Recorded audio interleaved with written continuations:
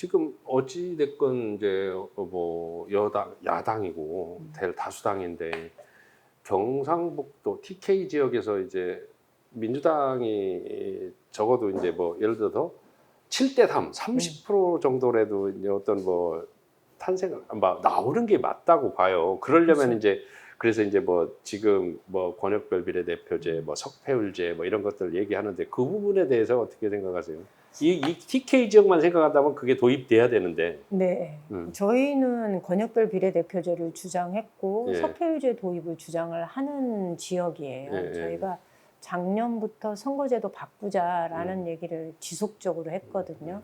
바꿔야 하는 이유 중에 하나는 지금처럼 소선거구제로 도의원 선거부터는 소선거구제잖아요. 그렇죠. 한 예, 예. 명씩 한 뽑는 명씩 뽑는. 선거구제다 보니까 작년에 지방선거에서 도의원 선거에 시도의원 선거에서 대구는 무려 68%가 무투표 당선이었어요. 근데 출마자가 없어서 후보가 안 나와요. 안 나와서. 왜냐하면 1등 아니면 음, 당선될 리가 없고, 음, 그리고 그 1등이라는 게 공천을 받으면 당선이 되는 거고 공천 못 받으면 당선이 안 된다는 것. 이제는 다들 아는데 누가 민주당 당적으로. 예, 민주당 아니라 무소속이라 하더라도 출마를 안 하려고 그러죠. 그러니까 저는 정작 지역사회의 발전을 위해서 이렇게 정치 참여해야 되는 인재들이 지방자치, 지방정치를 외면하는 상황이 됐고, 그러니까 대구는 68%가 무투표 당선, 광주는 55%가 무투표 당선이었거든요. 점점 지방선거의 투표율도 낮아지고요.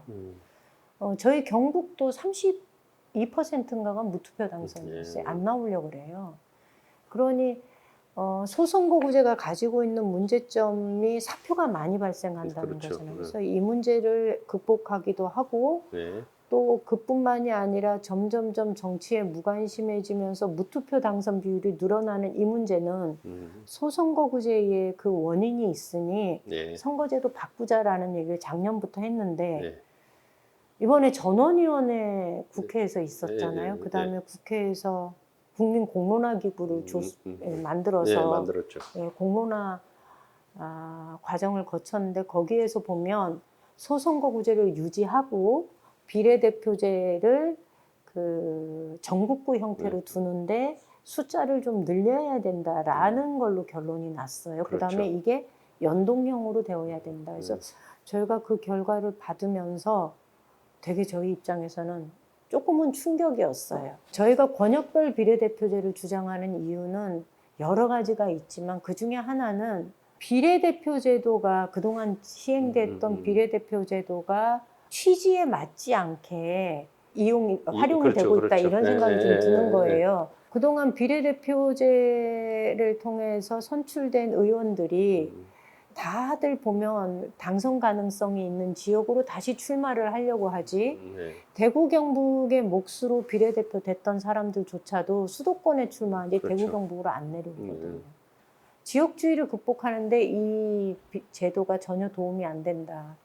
이번 선거제도 개정의 핵심 정신은 지역주의 극복이라면 비례대표 제도를 지역의 대표성을 갖는 그래서 권역을 묶어서 비례대표의 의석수를 배정을 해주고 예를 들면 대구 경북을 묶었을 때 한 8석 정도의 배정을 해주면 그리고 그 권역 단위의 지역 대표성을 가지고 있는 사람들을 후보로 추천하고 그리고 그 명부도 개방형으로 두면 유권자들이 선택해서 후보를 찍을 수 있고 그러니까 과거에 중앙당에 뭔가 이렇게 공헌도가 있는 사람을 주는 방식이 아니라 지역에서 진정한 그렇죠. 활동하고 지역구에서 활동가들. 뽑는 의원 따로 있고 지역의 대표성을 가지고 있는 비례대표 의원들도 따로 있고 하면 이 지방 소멸 시대에 이 농촌 지역 혹은 어촌 지역 지방 도시를 대변할 수 있는 의원을 이 비례대표제를 통해서 뽑을 수 있을 것이다라는 생각을 하고 있는 거예요. 그래서 권역별 비례대표제를 도입을 하자 이런 거고 석패율제는 사표가 너무 많이 발생하잖아요. 그렇죠. 그래서 2등도 당선될 가능성을 만들어주는 영남에선 민주당, 호남에선 국민의힘 혹은 제3정당, 진보정당이 다수의 표를 얻었음에도 불구하고 51%를 넘지 못했다는 이유로 버려지는 것을 막아보자. 네. 예. 최대한 다수의 국민들의 의사가 의회에 의석으로 들어가도록 해보자라는 차원에서 그 뭐 누구는 권역별 비례대표제를 하면 네. 수도권에 또 인지도 높은 사람들이 네. 수도권 있는 사람들이 내려와서 뭐 하거나 또 석패율제하면 이 사람들이 떨어지더라도 차점으로 떨어질 가능성이 있으니 결국 그 사람들한테 기회가 돌아가는 거 아니냐 이렇게 얘기하세요. 근데 저는 그것도 의미 있다. 그것도 이렇게 의미 있는 봅니다. 거죠. 네, 맞습니다. 자, 그러면은 앞으로 이제 내년 국회의원 선거가 있는데 출마하실 건가요? 내년에? 저는 고민 중입니다. 왜냐하면 네. 저희가 지금 당에서 저희는 그 13개 지역위원회에 전부 후보를 내본 적이 딱 한 번 있었어요. 2020년도 총선 때. 아, 문재인 대통령 때? 네. 네. 그때 이제 분위기가 좀 달랐잖아요. 네. 그리고 그 당시 우리 민주당이 180여석을 얻었던 네. 시기이고 그때 저희가 처음으로 다. 후보를 다 내봤고요. 그 전에도 한 번도 없었어요. 저희가 내년에는 더 후보를 다 내기가 쉽지 않다고 보고 있습니다. 왜냐하면 작년 지방선거에 참패를 해서. 예, 지역에서 출마할 수 있는 사람들 다 나갔는데 다 깨진 거잖아요. 근데 여기가 지방이 점점 어려워진다는 이유는 이 사람들이 2번, 3번 선거를 뛰어야 되는 거예요. 그러니까 다른 지역은 단체장 나갔던 사람은 다음번에도 단체장 출마하고 그래야 유권자들 입장에서도 쟤는 후보가 쟤는 뭐 시장감이야 군수감이야 이게 있는데 이쪽에 민주당 사람 정치인들은 선거 때마다 나가야 되는 거예요. 후보가 없으니까. 이게 대중들한테 주는 신뢰감에도 현저한 문제가 그렇죠. 있다고 보는 거거든요. 그래서 저는 그 꾼이라고 잘못하면 그렇죠. 오해받을 수도 네. 있는 거고. 예. 저희 절대로 꾼이 아니거든요. 최대한 많은 후보를 찾아서 선거를 내보내는 게 목표이고요. 그 과정에서 제가 해야 할 역할이 있다면 저 언제든지 하겠다라는 입장이고 그렇습니다. 그러면 제가 볼 땐 출마하실 것 같으네. 저는 이제 저희 집에 경선을 해야 됩니다. 남편하고 둘이.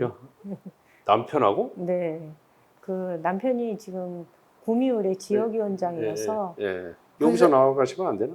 아 그럼 둘이 다 나갈까요? 그러니까 둘 다 부부 출마자 화제의 인물 되겠는데? 아 그렇게 지역구를 틀리게 해가지고.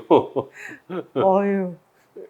그러면 그건 상상을 안 해봤는데 우리 둘이 경선을 해야 되겠구나 이 생각만 해봤는데. 아, 네. 남편하고 경선을 해야 되겠다? 네, 누가 나가든 간에 한 사람 나가야 되면 둘이 경선해보자 이런 거였는데. 아니 남편분 이미 경선 대상자 있다며요. 구미 전 시장. 아, 네.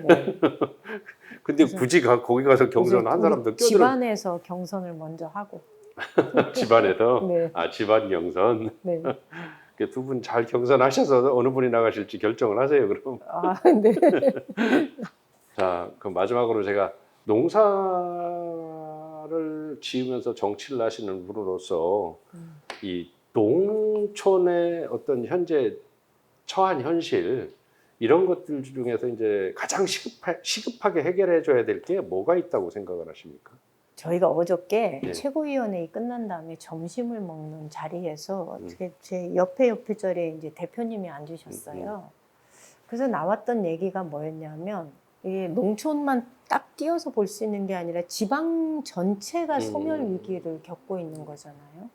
소멸 위기를 겪고 있다는 거는 이제는 지방에서 농업도시, 농촌에서 그 농업을 이어나갈 사람이 없는 거예요. 정책적으로 청년 농부 키운다고 그러니까 지난 우리 도지사가 4년 동안 1,400억을 갖다가 쏟아부었어요. 청년 농부 양성한다고. 근데 효과가 있냐? 그렇지 않아요. 투입된 재정에 대비해서. 그러면 가장 효율적인 게 뭐냐 이런 얘기가 이제 그날 그 자리에서 밥을 먹어 어저께 나온 거예요. 근데 저는 확실하게 말씀드릴 수 있는 건 제가 어제도 얘기한 건데 제가 농업소득만으로 먹고 사는 게 농사지으면서 가능했던 게 한 15년 정도 걸렸던 것 같아요. 남들 다 지어서 농사지어서 먹고 사는데 그게 쉬운 일이 아니더라고요. 그래서 제가 농사를 짓고 받고 그래도 농촌을 떠나지 않고 농업 소득이 나올 때까지 농사 기술을 익혀가면서 그 지역에 살 수 있으려면 기본 소득이 좀 기본소득. 조금이라도 일정한 정도, 그러니까 예를 들면 한 가구당 한 30만 원 네. 정도라도 기본 소득이 있으면 요 30만 원으로 음. 의료보험료, 음. 그 다음에 그 공과금, 예. 전기세, 전기세, 그다음에 가스 요금 이런 것들을 기본적으로 해결할 수 있는 거예요. 그렇죠. 예. 그러고 나면 저희가 먹는 거는 어찌어찌 해결을 해서 먹어도 그러고 나면 가을에 수확해서 돈이 좀 들어오면 그때 또 해결하고. 정리하고 이런 식으로.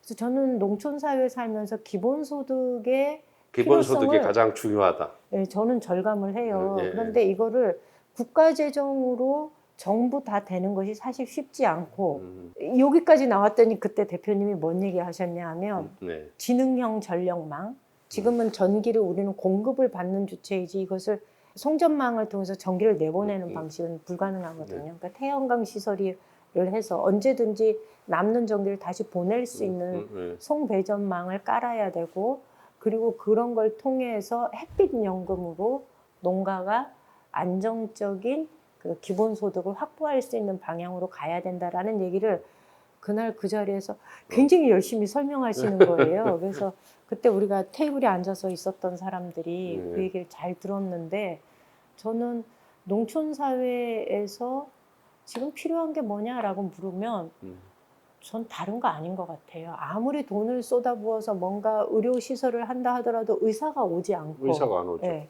학교를 짓는다고 해도 학생이 학생이 안 오고 이런 상황이거든요. 네.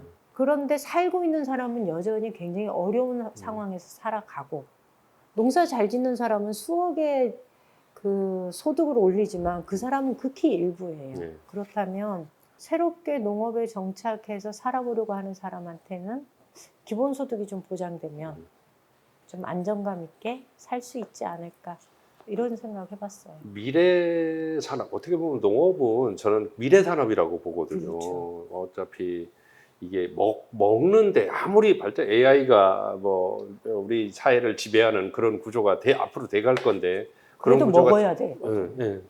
그럴 때 가장 중요한 게 사실은 농업, 네. 먹는 산업이라고 생각을 하고, 그래서 앞으로도 지금 우리 위원장님께서 말씀하신 것처럼 기본소득을 어느 정도 보장을 해주고, 그래서 젊은 사람들이 들어와서 처음에 실패할 수밖에 없거든요. 농사가, 사람들은 흔히 뭐 이렇게 뭐 갖다 씨앗만 몇 개 이렇게 꽂으면 다 나는 줄 아는데 아유, 절대로 안 그래요.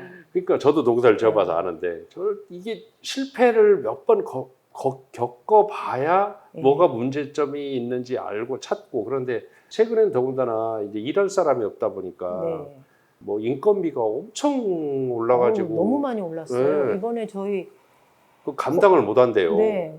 17만 원, 20만 원까지 갔다고 그러더라고. 마늘 캐는 거. 그러니까 다 계약을 해놓고 네. 10,000원이라도 더 주는 데 있으면 사람들이 권리가. 계약 파기하고 글로 가거든요. 그러면 이 농가는 만약에 내일 비 온다 이러면 오늘 끝내야 되는데, 그렇지. 이게 장난일이 아니에요. 그래서 하여튼 저도 그 기본소득 해주는 거에 대해서 적극 찬성하는 사람 중에 한 사람입니다. 앞으로 그거 이렇게 관철시키기 위해서 같이 노력을 하시죠. 네. 마지막으로 우리 독자들한테 임 위원장님 한 말씀 해주시고, 또 저도 항상 격려하고 응원한다는 걸 알아주셨으면 고맙겠습니다. 굿모닝 충청 독자 여러분, 처음에는 굿모닝 충청이라 그래서 충청권의 소식만 다루는 줄 알았습니다. 그런데 지인들이 제게 그 다양한 콘텐츠를 저한테 카톡을 통해서 이렇게 링크를 걸어서 보내주면서 제가 굿모닝 충청을 알게 됐습니다. 매우 좋은 소식, 좋은 정보들을, 그리고 따끔한 소리들을 하는 매체라는 생각을 했는데요. 종종 굿모닝 충청을 통해서 인사드릴 수 있는 기회를 만들어 주시면 저도 이 경북에서 민주당의 깃발 들고 이 민주당이 하는 일들을 자주자주 소식 정언하도록 하겠습니다. 고맙습니다.